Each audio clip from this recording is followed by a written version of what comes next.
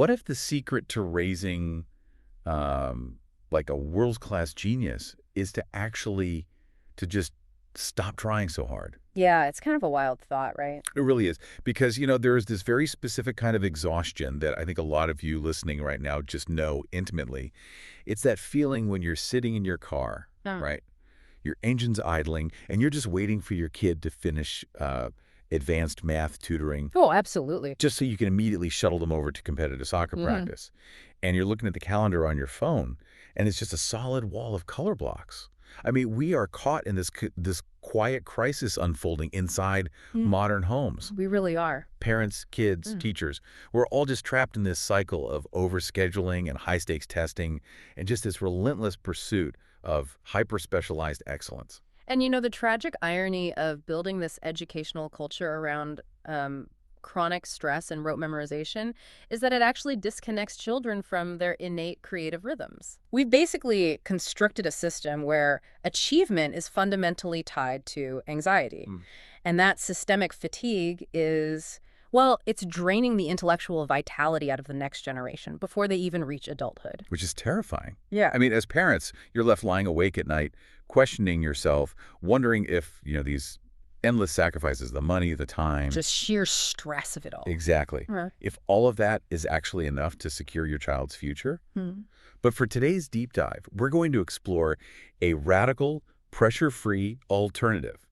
We've got a stack of fascinating materials detailing a blueprint for raising a polymath. Yes. And specifically, we are analyzing the Talented to Polymath course, which is designed to unlock a child's limitless potential without adding, a single ounce of stress to your daily schedule. So, okay, let's unpack this. Well, the goal today isn't just to look at a list of features this course offers. We have to examine the psychological and mechanical root of why our current system is failing the modern family, and what it actually means to step out of that paradigm entirely. Because raising a polymath isn't a parlor trick, It's a fundamental restructuring of how we view human capability. Right, because it's easy to look at historical giants like Leonardo da Vinci and think, well, polymaths just belong to the past. Sure. But what does a polymath look like in the age of, TikTok and endless digital distractions? Because we throw around words like prodigy or genius all the time.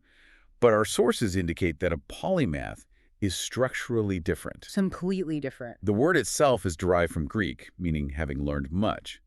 But it describes an individual with deep, profound expertise across multiple, entirely diverse disciplines. Yeah, and that requirement of profound depth is the critical distinction here. Society often confuses a polymath with a jack of all trades. Oh, yeah, like the whole master of none thing. Exactly. A jack of all trades implies a broad but ultimately shallow pool of knowledge. You know how to change a tire, bake a decent loaf of bread, play 3 chords on the guitar? Hey, that's me you're talking about there. Well, but see, a polymath achieves high-level mastery in several different, seemingly unrelated fields. Look at the historical examples cited in our materials. People like Aryabhata, Albert Einstein, Rabindranath Tagore. Heavy hitters. Right.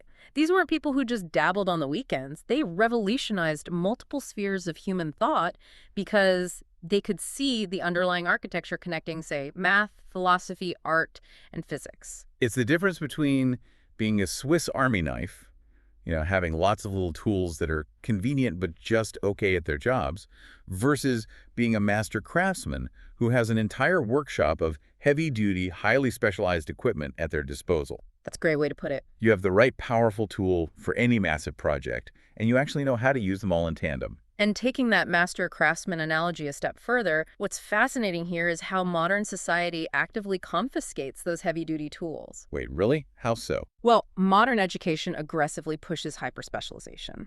We tell kids from a very young age to pick a major, pick a lane, find your one niche, and just grind at it until you retire. Oh, yeah, definitely. But the interconnected, highly complex challenges of our modern era, things like climate engineering, artificial intelligence, global economics, they do not fit neatly into one single academic subject. Right. They bleed into everything. Exactly. They demand the adaptable, interdisciplinary thinking of a polymath. Because a hyperspecialist looks at a problem through a single keyhole. Polymaths transfer conceptual knowledge between fields, which allows for these unique creative insights that the specialist just completely misses. The other defining trait mentioned in the materials is autodidacticism. Basically, polymaths are largely self-taught. Their learning is driven by a massive, burning passion and curiosity rather than, a formal, forced curriculum. Which sounds amazing in theory. We Right. all want our kids to just naturally want to sit down and learn quantum physics. But, it can sound a bit like a fairy tale when you're staring down a Tuesday night meltdown over a basic spelling worksheet. Oh, that skepticism is entirely warranted. Believe me, autodidacticism is often misunderstood as just leaving a kid alone with a pile of books and hoping for the best. Yeah, that definitely doesn't work. Right. The materials clarify that true autodidacticism is an engineered outcome. It requires a specific environmental catalyst to transition a child from a passive recipient of information to an active hunter of knowledge. Okay, so let's ground this theory in reality. Because the entire course we're discussing today wasn't drafted in some theoretical vacuum. No, not at all. It was inspired by a very real, very modern case study. Mm. We are looking at the trajectory of Sanghi. And the documentation on his developmental timeline it's just staggering. Manikya is an internationally recognized Indian polymath, currently 17 years old. Oh. By the age of 3, he was reading and comprehending complex encyclopedias. He wrote and published his first book at 5. At 5? At 5. At 9, he published his first novel. By 13, he was a certified screenwriter. That is just... And by 14, he had authored 21 books, including a critically acclaimed, award-winning fiction series called Chronicles of Tierra. Okay, wait, let's just pause there. 21 books by the age of 14. Yep. Most adults haven't written a grocery list that long. And the materials list his mastery across a wildly diverse set of domains, right? Sports, dance, yoga, coding, cooking, art, music, philately, numismatics. Business, technology, anchoring, filmmaking, the list goes on. He holds multiple world records. But honestly, isn't this just a stroke of genetic luck or some unrepeatable miracle? Surely millions of kids have supportive, relaxed environments, and they don't write an entire library before high school. There has to be a specific methodology here, not just good vibes or a lucky roll of the genetic dice. It feels almost impossible for a normal parent to look at that and think it's replicable. It is a completely natural reaction to look at those achievements and assume it's just an anomaly of raw DNA. But the source text anticipates that exact reaction and directly debunks the miracle assumption. Okay, so what's the secret? Well, his father, Sanghi, noted that while Manikya was intensely curious, the secret sauce was the environment and a very specific physiological and mental foundation. Interesting. His education was guided fundamentally by his curiosity rather than a rigid curriculum, yes, but he was equipped with the cognitive hardware to actually handle that curiosity. When you say physiological foundation, my mind immediately goes to diet and sleep, the basics of keeping a kid functioning. But the materials hint at something deeper than just getting 8 hours of rest and eating your broccoli. Oh, it goes much deeper. It goes into nervous system regulation. Manikya was guided into meditation and yoga as a toddler. Wait, really? A toddler meditating? Yes, progressing into advanced levels as a child. And this was all done under the guidance of their mentor, the world-renowned spiritual scientist Shrima Siddhachakdiji. Okay. And the term spiritual scientist here is important. It points to an empirical, observable approach to inner well-being.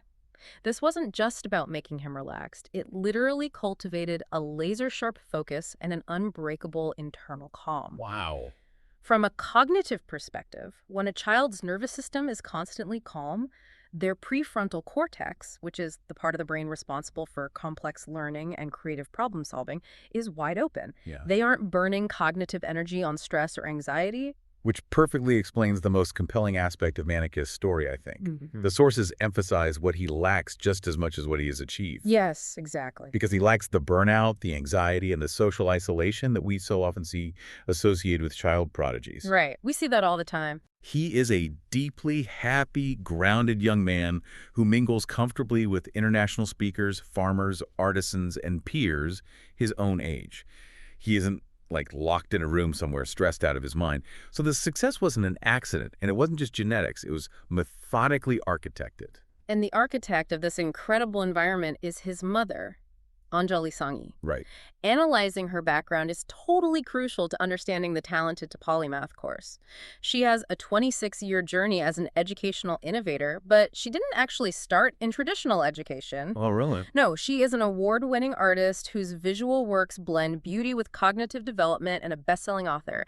But the real cornerstone of her methodology comes from her early career as a certified, clinically practicing holistic healthcare practitioner. Ah, okay. That healthcare background seems to be the linchpin of everything she developed. She realized early on that a child's intellectual capacity simply cannot be isolated from their physical vitality and their emotional grounding. Nick. You can't treat the brain like a standalone hard drive that you just dump data onto if the rest of the body and mind are in distress. I mean, it's like trying to cultivate a complex, thriving ecosystem in completely depleted, toxic soil. Oh, that's a perfect analogy. You can plant the most expensive seeds in the world, or in this case, pay for the most expensive tutoring. But if the underlying environment can't support it, nothing is going to grow. Right. And if we connect this to the bigger picture, her understanding of that holistic ecosystem was profoundly shaped by her mentor, Srimati Diji. Right. Through that mentorship and extensive volunteer work, Anjali saw firsthand the actual mechanics of how human character is transformed and how diverse talents are honed. She saw the physiological reality that a stressed child cannot be a curious child. It's just biologically impossible. Right. And the modern educational system largely focuses entirely on the intellectual seeds, completely ignoring the toxic soil of high-stakes testing, sleep deprivation, and relentless performance pressure. Yeah, trying to force rote memorization on a stressed, exhausted kid is like trying to install a massive, complex software update on a computer with a dying battery and a corrupted hard drive. Right, it's just going to crash. Exactly. Yeah. Anjali realized you have to address the hardware, the physical, and the emotional well-being first before the software can even hope to run smoothly. So when it came time to educate Manikya, she worked alongside traditional schooling systems, but she completely removed the pressure from the home environment. Yeah. She synthesized all her holistic healthcare experience and educational insights into what she called fun to learn at home methods. Fun to learn at home. Yeah. And these methods view the child entirely holistically, creating an environment where learning feels as natural as breathing rather than, a chore to be avoided. And those home methods are what evolved into the blueprint that we really want to focus on today. Because the question every parent, grandparent, or teacher reading Manikya's story asks is, can this be replicated? Can I do this with my kid who won't even sit still for 5 minutes? Right. The million-dollar question. And Anjali's resounding answer is yes. To answer that global demand, she translated her life's work into the Talented to Polymath course. And the mechanics of this course are specifically designed for the reality of modern life. The target audience includes parents, grandparents, and teachers of children aged 3 to 18. Okay, so a wide range. Very wide. It is highly effective for children who are already displaying gifted traits, but equally effective for children with high, unfocused energy, or those who simply find traditional education difficult and uninteresting. Well, the core philosophy of this program shifts the entire paradigm. Raising a polymath is not about doing more. It is not about adding 3 more hours of flashcards to your evening. Thank goodness. Right. It's about learning differently. The course actively unites a child's innate hunger for learning and their creativity with their natural environment. It completely bypasses rote memorization entirely. Yes. It's all about directing a child's energy rather than trying to suppress it or force it into a standardized box. And what makes this approach highly countercultural for parents is what the course deliberately leaves out. The methodology does not put any additional pressure on a family's well-being, their daily schedule, their finances, or their relationships. Wow. It is explicitly designed to dismantle the chronic stress cycle we talked about at the beginning of this deep dive. Now, here's where it gets really interesting, and where I kind of have to play devil's advocate for the stressed-out parent listening right now. Bring it on. How does a course meant to produce such high-level achievement, when we're talking about raising a potential polymath who masters multiple domains, actually result in less pressure for an already exhausted parent? Achievement usually requires intense effort, time, and pushing through resistance. If I'm not pushing my kid, won't they just play video games all day? It's a fair question. We have been culturally conditioned to equate learning with suffering, or at least with like grueling, unpleasant effort. Definitely. But the Talented to Polymath course relies on the foundational premise that the potential and the desire to understand the world is already inside the child.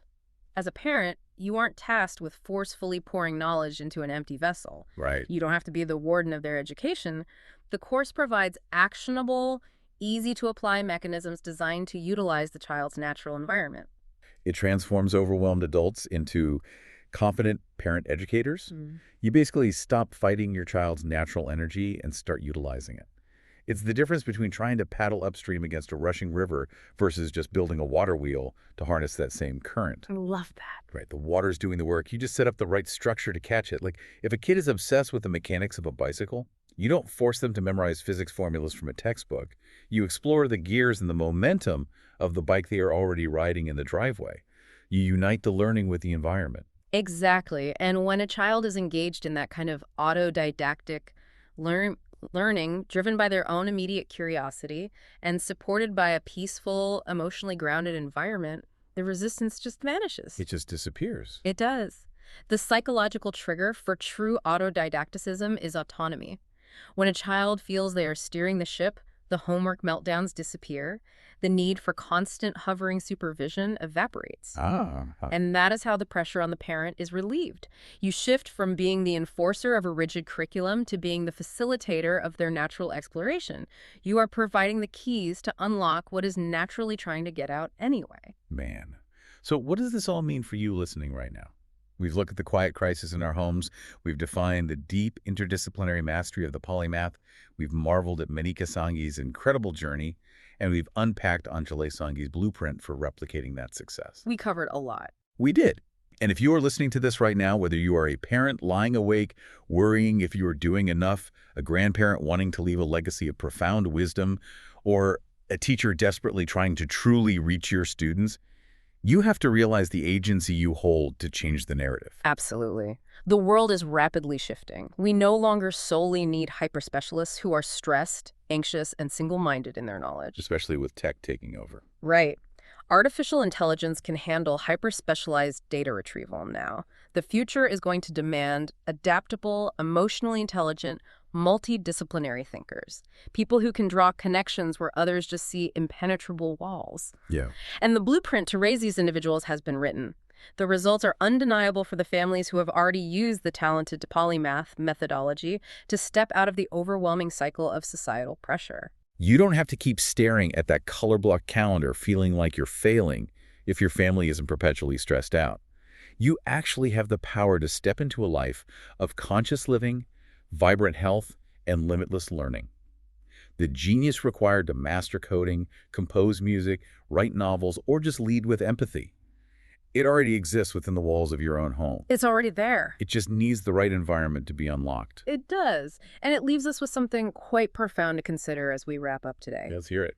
If we actually adopt this paradigm, if we stop trying to force children into pre-cut, specialized molds through the sheer force of rote memorization, and instead give them the tools to master their own minds, what entirely new, undiscovered disciplines might they invent on their own?